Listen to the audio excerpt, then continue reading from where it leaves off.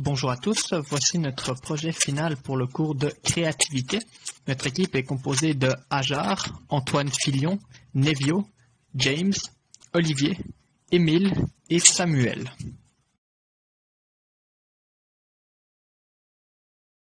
La première étape de notre projet, c'était de venir identifier le problème. La problématique générale, c'était les soucis de déplacement entre les banlieues de Montréal et la ville. Donc, pour venir mieux comprendre les soucis, on a utilisé les personas qui étaient basés sur les différentes banlieues autour de Montréal. Donc, essentiellement, il y avait une personne par banlieue. Puis, puisque notre équipe était composée de gens provenant d'un peu partout autour de Montréal, on a pu utiliser les connaissances et expériences personnelles de chacun. On a aussi essayé d'avoir une bonne variété de banlieues, autant au niveau de la distance avec Montréal que de l'accès aux services en commun. Donc, finalement, on a sélectionné 7 banlieues qui sont Saint-Eustache, Blainville, Terrebonne, Laval, Longueuil, Candiac et l'Île-Perrot. Ensuite, une fois que chaque membre du groupe avait fait un persona, puis on a discuté tous ensemble, on a réussi à identifier plusieurs problèmes récurrents dans les transports. Donc, au niveau du transport en commun, par exemple, il y a une grande perte de temps, surtout au niveau des transferts. Il y a aussi un grand manque de flexibilité et un coût relativement élevé pour la passe mensuelle, par exemple. Au niveau de la voiture, forcément, il y a du trafic aux heures de pointe, mais aussi c'est très difficile de trouver un stationnement au centre-ville et ça peut être parfois très cher. Finalement, avec les transports indépendants comme taxi et Uber, par exemple, le problème principal, c'est surtout le coût qui est extrêmement dispendieux. Puis évidemment, il y a aussi un problème de trafic aux heures de pointe. Donc une fois qu'on a réussi à identifier la problématique un peu mieux, on a commencé à chercher notre solution. Pour ce faire, on a segmenté un peu les banlieues pour les classer en 3 catégories. Donc, il y avait les banlieues qui étaient proches avec beaucoup d'accès aux services en transport en commun, comme Laval et Longueuil, par exemple. Il y avait les banlieues qui étaient un peu plus loin, avec un peu moins d'accès aux services de transport en commun, par exemple Saint-Eustache, Candiac, etc. Et finalement, il y avait les banlieues qui étaient très éloignées, avec très peu de services, comme par exemple l'Île-Perrot. Ensuite, pour chaque catégorie de banlieue, on a essayé de trouver minimum 3 solutions. Il y en a une qui pouvait être implantée très rapidement avec peu de budget, une qui pouvait être implantée à moyen terme avec un peu plus de budget, et puis finalement la dernière solution qui serait la solution à long terme et qui demanderait beaucoup plus de budget pour être implantée. Donc justement, je vais vous présenter les différentes solutions, les différentes idées qu'on a trouvées pour les solutions à court terme. La première idée, c'est le partage de stationnement, du style Airbnb. Donc par exemple, quelqu'un part travailler, il peut louer son stationnement pour un certain coût. On avait pensé comme deuxième idée, étendre le service de Bixi dans un rayon de 15 minutes de vélo du métro. Sinon, comme troisième idée, un covoiturage on the spot à l'entrée de la métropole, donc devant les ponts Jean-Cartier, Champlain, dans un stationnement que le conducteur pourrait prendre certaines personnes avec, encore une fois, un certain prix. Et finalement, notre dernière idée, une ligne de métro express entre métro Longueuil et Berry-UQAM et le métro Montmorency et Jean Talon, parce que le matin, il n'y a pas nécessairement grandes personnes qui veulent aller entre ces stations-là. Donc, ça permettrait de sauver du temps à ces personnes-là. Donc, maintenant, je vais passer la parole à Antoine qui va vous parler des solutions à moyen terme.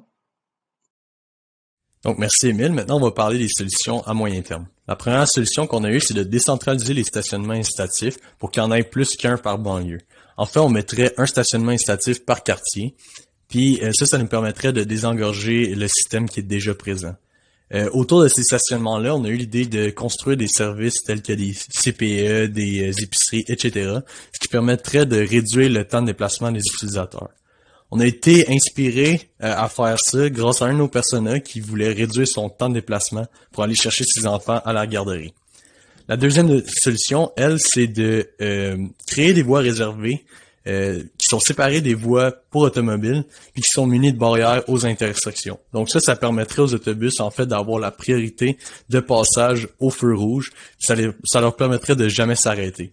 On a eu cette idée-là en s'inspirant des métros de Los Angeles qui doivent parfois passer par les rues et qui sont munis de telles barrières pour avoir la priorité de passage.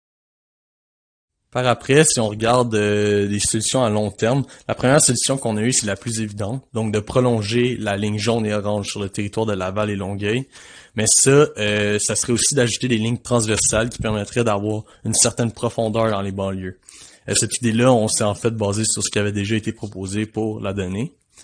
La deuxième idée, ça serait de créer des tunnels souterrains qui permettraient de transporter des voitures à très haute vitesse vers le centre-ville sur des plateformes. Cette idée-là est venue d'une proposition que Elon Musk avait déjà fait il y a quelques années. Puis finalement, la dernière idée qu'on a eue, c'est de créer un système de transfert de navettes sans avoir à s'arrêter. Donc en fait, comme on peut voir sur le schéma, il va y avoir plusieurs navettes qui se promèneraient à travers une banlieue pour aller chercher les gens. Ensuite, ces navettes-là se dirigeraient à l'entrée des ponts et effectueraient un transfert de lignes vers des navettes qui, elles, feraient des allers-retours entre Montréal et la banlieue toute la journée. Encore une fois, cette idée-là, on l'a eue en se basant sur les personnes. On cherchait vraiment à trouver une façon de réduire le temps de transport en réduisant le temps de transfert de ligne entre chacun des services. Donc, c'était vraiment ça l'essence derrière cette solution-là. Donc, pour faire un petit retour sur notre processus de création, moi, personnellement, j'ai bien apprécié ce processus-là parce que ça nous a permis de bien comprendre le contexte du problème au lieu de se lancer directement dans la recherche d'idées avec les deux premières étapes, la partie empathize et la partie define. Par contre, deux points négatifs sont ressortis. Premièrement, il a été difficile d'implémenter la dernière étape, le test. Techniquement, il aurait fallu tester le prototype et avoir du feedback pour réitérer, mais à cause de raisons évidentes, on n'a pas pu bien faire cette étape-là. Et deuxièmement, il y avait un peu un manque de profondeur créatif dans la partie ideate, puisqu'il s'agit essentiellement d'un brainstorming, contrairement à, par exemple, la méthode des 6 chapeaux, où l'on peut avoir différents points de vue sur une problématique. Ici, il faut juste trouver des idées et être créatif entre parenthèses. Donc ça j'ai trouvé que c'était un peu un point négatif pour ce processus de création. Je vais passer la parole à Nevio et Samuel qui vont vous présenter les solutions pour les banlieues à moyenne distance de la ville. Bonjour, ici Samuel. Moi et mon collègue Nevio allons nous charger de présenter le processus créatif utilisé pour trouver des solutions en ce qui concerne le transport des banlieues à moyenne distance de la ville et qui ont un peu de services de transport en commun. Les banlieues dont on parle ici sont Saint-Eustache, Blainville, Terrebonne et Candiac. Moi, Nevio et Olivier étions mandatés d'utiliser une approche créative pour trouver des solutions. Nous avons donc choisi d'utiliser le brainstorm collectif afin de trouver des solutions. Nous avons tout d'abord généré chacun 8 idées de manière individuelle, ce qui nous a donné un total de 24 idées. Afin de favoriser le développement des idées, nous avons pris le temps de se présenter et d'expliquer nos idées en équipe. Une fois la consolidation des idées terminée, nous avons regroupé nos idées en 3 catégories selon les ressources que nécessiterait leur réalisation. Soit une catégorie à court terme nécessitant un peu de ressources, une catégorie à moyen terme nécessitant un peu plus de ressources et une catégorie à long terme nécessitant beaucoup de ressources. Une fois les idées classées par catégorie, nous avions comme objectif de déterminer les meilleures idées pour chaque catégorie. Nous nous sommes donc proposés de donner des notes aux idées de manière individuelle et d'analyser les résultats pour en ressortir les 4 meilleures idées de chacune des catégories, selon les notes obtenues. Finalement, nous avons effectué une discussion en équipe pour départager la meilleure idée de celles qui sont ressorties comme étant les meilleures idées suite au vote. Mon collègue Nevio va maintenant prendre le soin de vous partager nos meilleures idées pour chacune des catégories de faisabilité. Salut, ici c'est Nevio. Donc maintenant, je vais vous parler des exemples de solutions à court terme qu'on a trouvées, c'est-à-dire les 4 que les 3 on a voté étaient les meilleures solutions pour les solutions à court terme. Donc premièrement, on a les taxis avec des entrées de données, c'est-à-dire que c'est un service de taxi dans lequel des grosses compagnies encouragent les passagers à faire de l'entrée de données en échange d'une réduction de leurs tarifs. Ou si les chauffeurs de taxi, s'ils n'ont pas de clients à un certain moment, eux aussi peuvent entrer des données pour réduire les coûts de rouler un taxi. Sinon, il y a aussi la plateforme de covoiturage optimisé. C'est une application facile à utiliser, un peu comme Uber, qui incite les gens à faire du covoiturage entre eux. Sinon, il y a un support à vélo sur les autobus. C'est quelque chose qu'on voit déjà assez, mais tu sais, dans un autobus de ville, aujourd'hui, on va voir un support en avant qui peut tenir 1 ou 2 vélos. Maintenant, on aimerait élaborer cette idée pour qu'il puisse tenir plus de vélos. Et sinon, il y a des souliers électriques. C'est un peu comme des vélos électriques avec les moteurs. Dans le fond, ça va aider à marcher plus vite. Comme ça, les gens peuvent se rendre à des places de transport en commun plus rapidement. Et pour la solution choisie, en termes de créativité et utilité, on a décidé d'aller avec le taxi avec entrée de données. Bon, donc encore une view ici. Maintenant, je vais vous parler des exemples de solutions qu'on a votées qui étaient les meilleures pour les solutions à moyen terme. Donc, premièrement, on a l'ajout de voies réservées sur toutes les autoroutes du Québec. Pour l'instant, on en voit quelques-unes, c'est-à-dire sur la 15 par exemple, mais on aimerait ça pour développer cette idée pour vraiment offrir des voies réservées à tous les utilisateurs des autoroutes du Québec. Deuxièmement, on a les téléphériques sur les réseaux des cordes à haute tension sur les pylônes d'Hydro-Québec. C'est dans le fond comme par exemple à Mont-Tremblant. On fait un réseau pour déplacer les gens de la ville à la banlieue, étant donné que le réseau d'Hydro-Québec passe par ces chemins-là. Sinon, on a les wagons de train électriques individuels.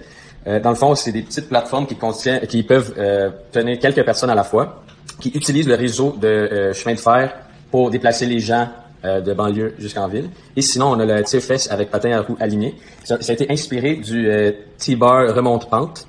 Et dans le fond, si on ajoute un réseau de ça dans une ville, ça permettrait à des personnes de se déplacer individuellement dans la ville. Et pour notre solution choisie, on a pris le réseau téléphérique sur les pylônes d'Hydro-Québec. Donc, encore une view ici. Je vais maintenant vous enfin parler des exemples de solutions à long terme qu'on a voté, les 4 meilleurs, en fond.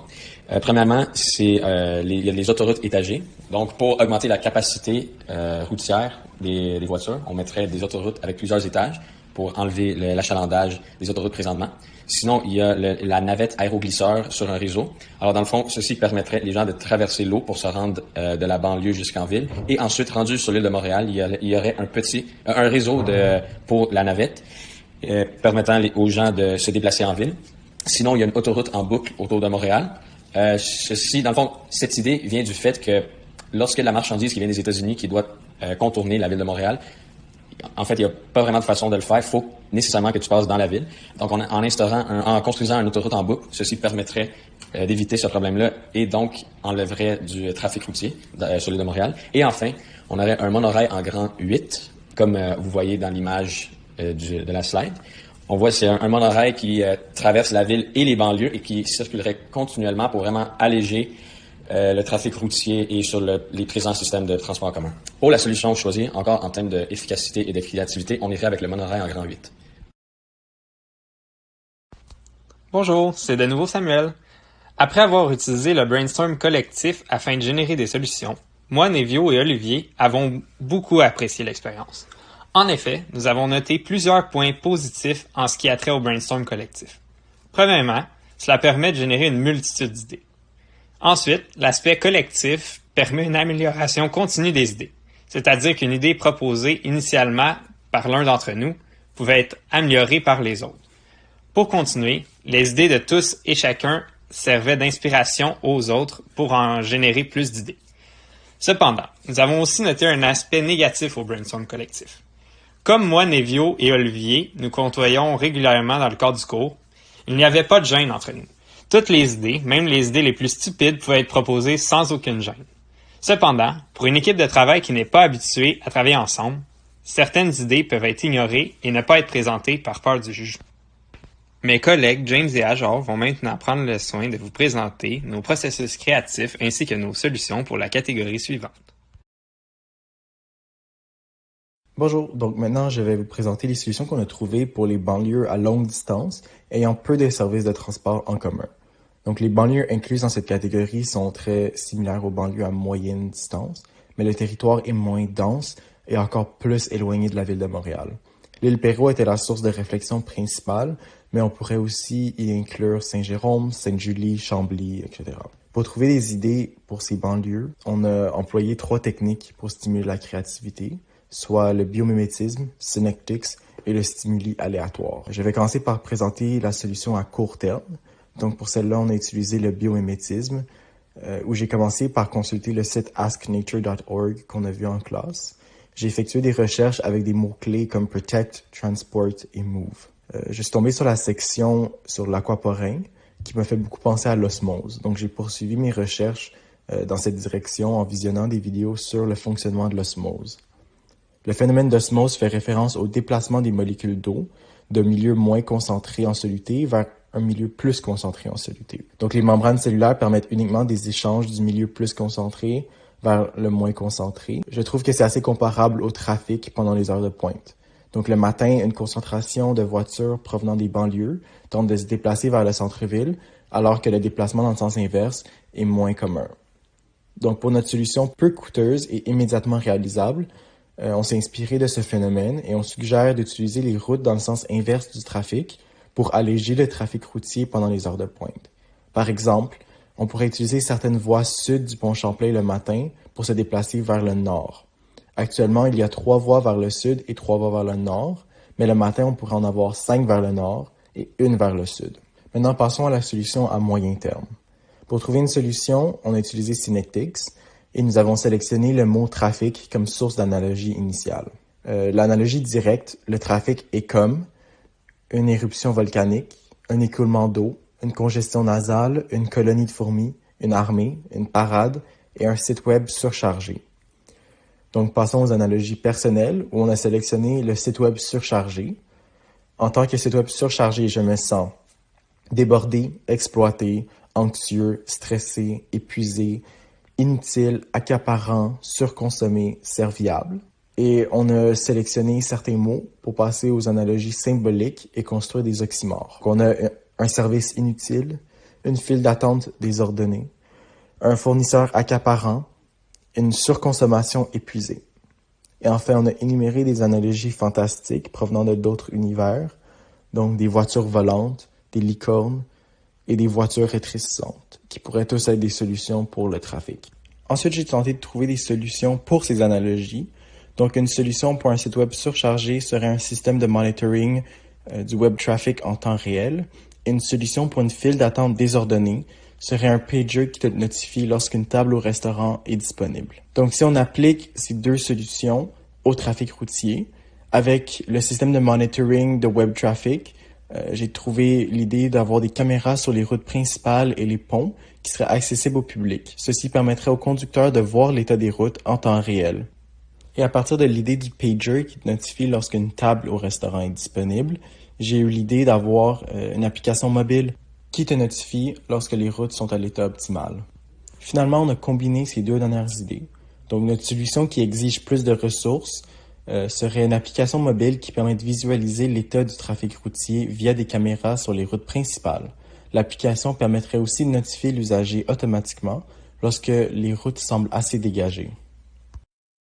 Pour la solution coûteuse, nous avons eu l'idée en utilisant le stimuli aléatoire. Puisque ce projet consiste à trouver une solution en combinant des concepts et des idées ou des objets de différents domaines, on a créé une banque de mots de différents domaines. Par exemple, on avait la programmation, la chimie, la thermodynamique. Finalement, on a pigé un mot au hasard, puis ça s'est avéré que c'était la programmation. Donc, on a retenu ce mot en tant que stimuli. Pour faire le lien avec notre problématique, nous cherchons à adapter une solution au transport de banlieue avec une démarche bien connue en programmation. L'idée est apparue en travaillant sur le TP, du cours d'analyse et de conception d'algorithmes. Le TP, il s'agissait de concevoir un algorithme de type Divide and Conquer. Ce type d'algorithme consiste à découper le problème initial en sous-problèmes. Ensuite, on résout tous les sous-problèmes. On recombine toutes les sous-solutions pour faire une solution finale, comme il est possible de voir dans le schéma ici. Inspiré par le paradigme algorithmique Divide and Conquer, on suggère un nouveau type d'autobus pour optimiser l'étendue de la densité du réseau dans des régions plus vastes. Il s'agit d'un autobus qui peut se diviser en sous-autobus indépendants. Par exemple, un seul autobus se rend à l'île Perrot, puis cet autobus se divise en 4 mini-sous-autobus indépendants qui parcourent des routes disjointes. Petit retour sur les processus créatifs utilisés. En premier, on a utilisé le biomimétisme pour trouver des solutions. On trouvait que le biomimétisme est grandement facilité par l'utilisation du site asknature.org. En effet, le site permet de filtrer par caractéristiques et par effet recherché. C'était pas évident de voir les liens immédiatement entre les résultats de recherche et notre problématique. Par contre, elle fournit plusieurs pistes de solutions et change notre perspective face à la problématique, comme la technique Synectics. On se retrouve seulement limité par les mots-clés de notre recherche et notre propre capacité à établir des liens avec notre problématique. On a commencé la recherche avec des termes et des caractéristiques généraux, comme transport. Ensuite, quand on trouvait des pistes de solutions potentielles, on raffinait la recherche avec des termes spécifiques, tels que osmose et transport cellulaire. En deuxième, on a utilisé la méthode Synectics. Ça s'est quand même déroulé facilement. Le brainstorming et le mimétisme employés juste avant nous avaient rendus familiers avec la problématique. En plus, 2 de nos membres avaient beaucoup d'expérience avec la technique. Nous trouvons cette approche très utile, même si elle n'est pas facile à saisir initialement. Elle permet de pousser la réflexion très loin et change la façon de percevoir la problématique. Les analogies symboliques sont définitivement les plus difficiles à identifier, mais elles sont non négligeables.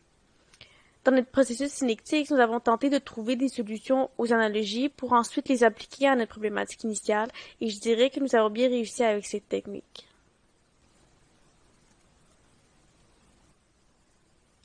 Finalement, la dernière idée proposée provenait de la méthode du stimulé aléatoire avec comme stimulé la programmation. Honnêtement, cette méthode n'a pas été facile à faire parce que c'est difficile de transporter la solution d'un domaine à un autre domaine quand c'est 2 domaines qui n'ont rien à voir en commun à première vue. Finalement, on a quand même réussi à trouver notre solution grâce à la période d'incubation. Puis je pense que ça a valu la peine parce que c'est une solution originale.